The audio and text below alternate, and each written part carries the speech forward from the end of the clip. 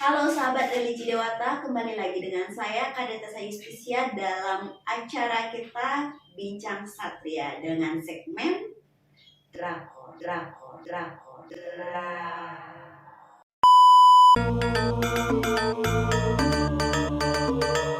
Bincang Satria, kemana belumku?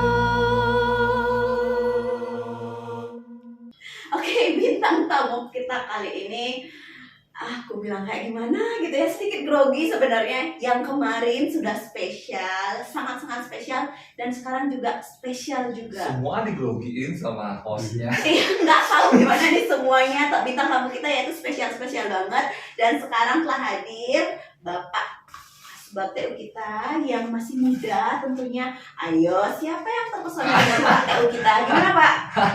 Tampang muda, umur tua, dari umur tua. mana sudah mau Pak, pensiun. Ini aja deh Pak, perkenalkan diri sendiri aja deh Pak. Saya Kita santai aja sendiri. ngomong. Ya, nama saya Ida Bagus Agung Krisna Kurniawan. Terus saya di sini sebagai ini bapaknya anak-anak Asbab TU di Kementerian Agama Kabupaten Kelungkung. Apalagi? Umurnya berapa Pak? Ayo sampein Kalau dong. umur, saya lahir di Denpasar 15 Maret 1986. Silakan ambil kalkulator kira-kira berapa umurnya. Hei, kece badai loh Pak. Apalagi dengan tema yaitu drakor ya Pak ya. Woi. Kemarin juga sudah sempat ngobrol-ngobrol sama Bapak Kepala kita, Bapak Gusti Komang Budi Santike terkait dengan program ini. Nah, Pak, dalam program ini setelah kemarin dijelaskan, kalau drakor itu memang dibuat akan jadi program unggulan di kantor Kementerian Agama Kabupaten Kelungkung. Nah, kalau sekarang saya pengen nanya nih sama Bapak Ide Bagus. Bagus nggak ya manggil dia Bapak Ide Bagus, atau manggil aja deh Pak TU aja deh, biar Iya, lebih seru ya Pak ya, biar lebih dekat kita manggil dekat. Keren nih, Asbab TU kita keren banget. Nah, gimana sih Pak pandangan terkait tentang gratifikasi? Ayo Rowan, ayo, mungkin bisa disampaikan gimana pandangan Bapak terkait gratifikasi? Ini kalau main catur nih belum apa-apa udah ngambil sekaman nih, biasa nih, luar biasa nih, belum apa-apa udah ngambil sekaman. Kita kan langsung ya Pak ke Ya. poin ya. Kita ngisi Om Swastiastu. Oh iya, boleh deh. Om Swastiastu dulu lah gitu ya. Om Mohon maaf nih Swastiastu. pemirsa, Om Swastiastu. Baik. Terima kasih Bu Tessa. Gratifikasi. Kalau yang Tessa bayangkan gratifikasi itu apa? Kalau menurut saya gratifikasi itu apa ya? Mungkin dikasih sesuatu. Saya dikasih, contohnya nih Pak ya. Saya dikasih bunga sama pacar saya kan gratifikasi juga kan Pak, betul kan? Saya dikasih aja sama pacar saya gratifikasi juga kan, itu kan? Oh, udah aja ngerti. Tapi kan itu dalam konteks kita berhubungan. Iya. Tapi kalau dalam konteks hal ini kita kan berbicara tentang gratifikasi pada lingkungan kantor. Ya. Ya. Jadi gini ya, yang disampaikan Tessa itu benar bahwa gratifikasi itu memiliki arti luas. Artinya pemberian dalam arti luas. Bukan berarti semua gratifikasi itu salah, bukan gitu. Ada di peraturan KPK nomor 2 tahun 2019 itu disampaikan bahwa gratifikasi adalah pemberian dalam arti luas. Jadi memberikan dalam bentuk barang, dalam bentuk jasa, dalam bentuk tiket pesawat pun, layanan pun, termasuk diskon-diskon pun itu termasuk gratifikasi.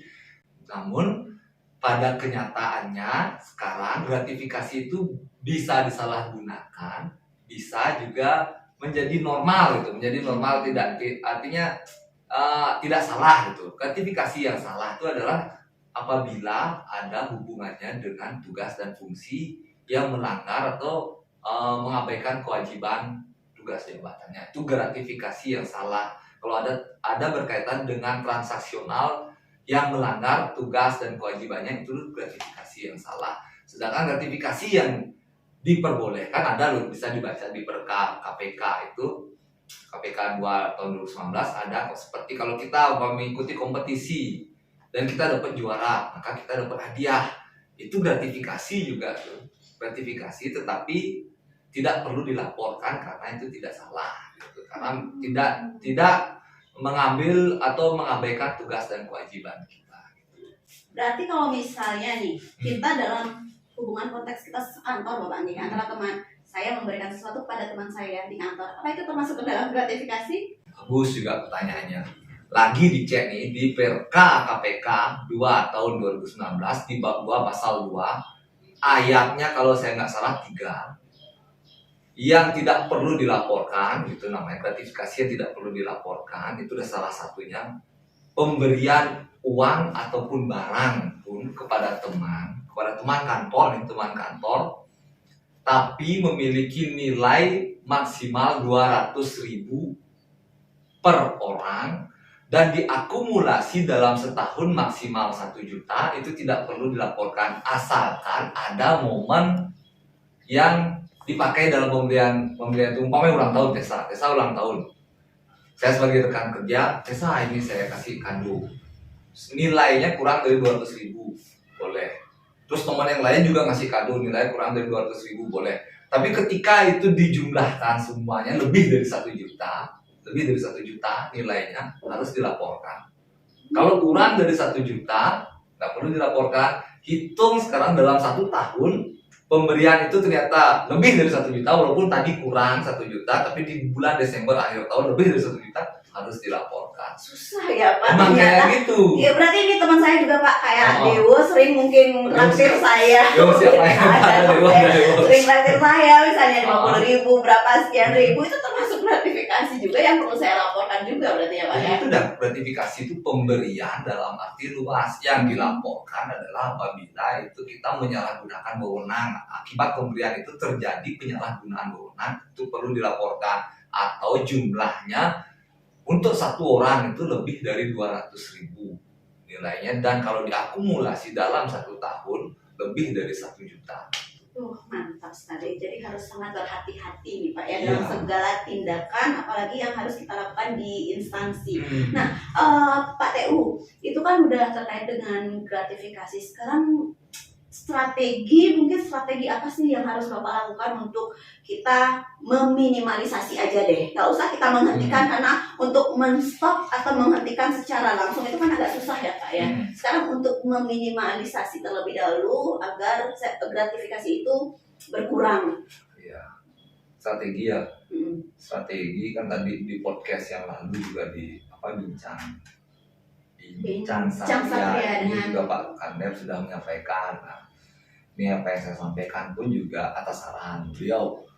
Jadi strateginya pertama tentu budaya kerja kita dulu harus kita perbaiki.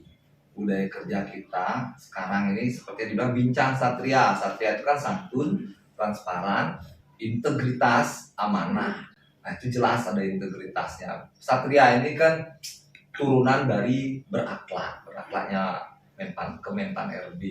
Jadi kita lebih spesifik menjadi Satria. Kalau kita dari budaya kerja sudah kita perbaiki atau punyalah inisiatif memperbaiki, bagaimana kita bekerja dengan santun, bagaimana kita bekerja dengan transparan, menerima apa kita sampaikan, mengeluarkan apa kita sampaikan, ada integritas kan, Satria integritas. Kalau sudah berintegritas, jujur artinya integritas, kita pasti dipercaya, kan amanah tuh.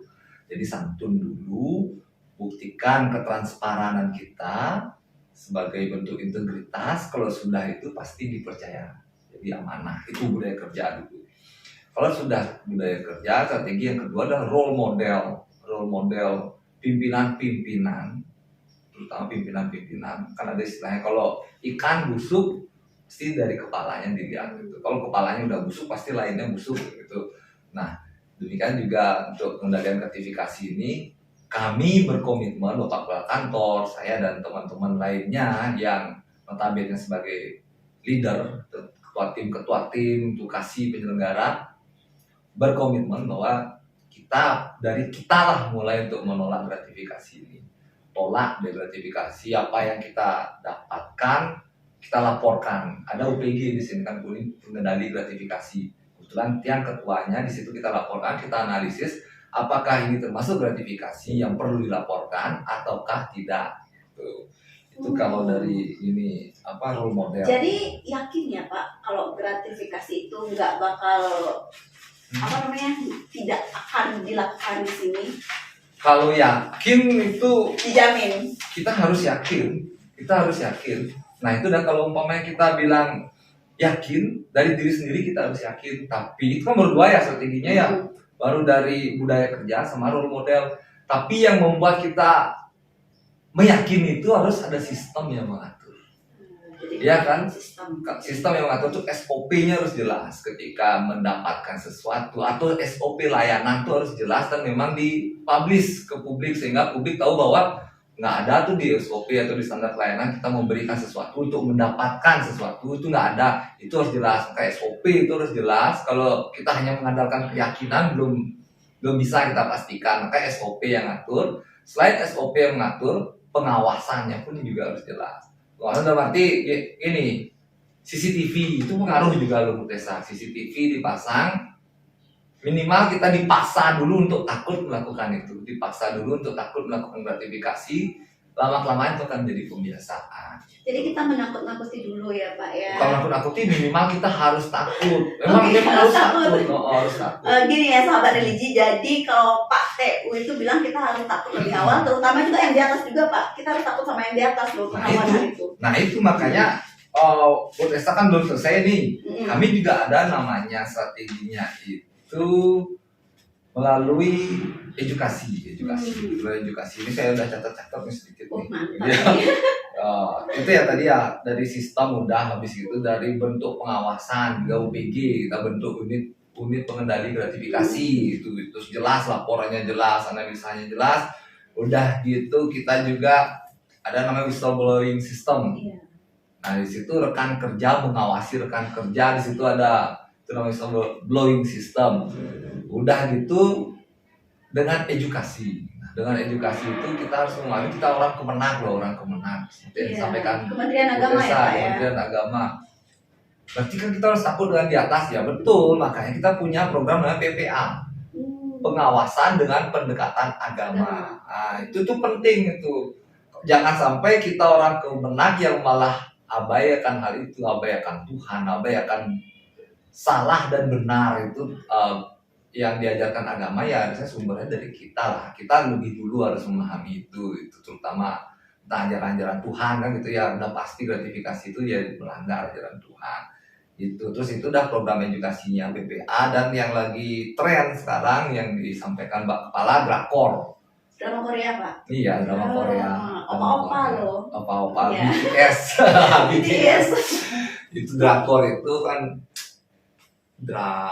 diskusi rutin anti korupsi. Nah itu sedang tren di kami di Kemenag Lumpung, karena Pak Kepala nanti metodenya itu selain diskusi melalui seperti sekarang, nanti Pak Kepala pun juga bakal turun ke unit-unit langsung tanpa sepengetahuan saya pun mungkin nggak tahu, dan Pak Kepala mungkin ke sini langsung ngecek atau ke KUA madrasah. Dan yang uniknya dari Kemenag Lumpung kan kita satu-satunya Kemenag yang punya pulau di Nusa Penida. Iya, Pulau Nusa Penida. Nah, jangan sampai itu abai dari pengawasan kita. Gitu. Baru mungkin dia terlepas dari kita.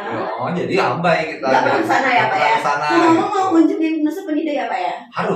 Harus. Kalau masalah jadwalnya nanti kan disampaikan kapan. Yang pasti harus, Nusa Penida itu bagian dari kita juga. Oke, keren sekali ya pemirsa sahabat religi. Nah, Pak, dari sekian yang Bapak sampaikan tadi tentang gratifikasi, tentang program drakor yang sudah disiapkan oleh Kemenag Lumpung, apa dari program drakor sendiri sudah memiliki dampak yang konkret ya Pak, yang sudah dilihat di lingkungan Kementerian Agama Kabupaten Lumpung? Ya, dampak konkret ya. Kalau ngomongin dampak konkret, kan kita nggak bisa ngomong dari lidah sendiri, itu nggak bisa. Tentu kita harus tahu seperti apa diri kita dari penilaian orang lain kan gitu ya. Sebelum saya jawab, tak tanya dulu Tessa, kira-kira udah apa belum ada dampak konkretnya? Saya juga belum paham Pak. Ya, jadi ada namanya survei persepsi anti korupsi. Survei persepsi anti korupsi itu yang respondennya adalah pengguna layanan dan masyarakat luas. Itu respondennya. Terus penyelenggara surveinya waktu ini kebetulan yang menyelenggarakan surveinya adalah Irjen langsung. Dan untuk masyarakat ketahui, sahabat religi ketahui bahwa nilai SPAK di Kemenag Lumpung itu 3,97 dengan nilai tertinggi itu 4. Jadi 3,97 itu udah sangat mantap ya Pak ya. memuaskan, sangat bagus. Nah, tapi kita nggak boleh puas dari sana, nggak boleh puas hanya takaran angka saja, itu kan angka bisa berubah terus. Cuman yang ditanyakan Tessa, apakah ada dampak konkret dari apa yang kita lakukan? Itu salah satu pembuktiannya bukan dari kita yang bicara, tapi responden, penonton pun juga mungkin ada salah satu yang dari hasil tentunya ya Pak ya, survei. dari hasil survei. Gitu. Oke, keren sekali dengan nilai yang cukup tinggi 3,97 dan hampir mendekati 4 pemirsa dengan nilai yang begitu luar biasa. Oke, seru banget walaupun kita dalam waktu yang lumayan singkat Bapak TU. Perbincangan kita kali ini mengalir begitu derasnya seperti air terjun. Oke, terima kasih banyak untuk perhatiannya dari sahabat religi. Pada kali ini kita sudah mendapatkan informasi terkait gratifikasi dan juga program Drakor yang telah disiapkan oleh Kementerian Agama. Dan akhir kata kami ucapkan terima kasih dan Om Santi. Santun, transparan, integritas, amanah, Satria, Kementerian Hukum, pasti bersih melayani. Reformasi birokrasi,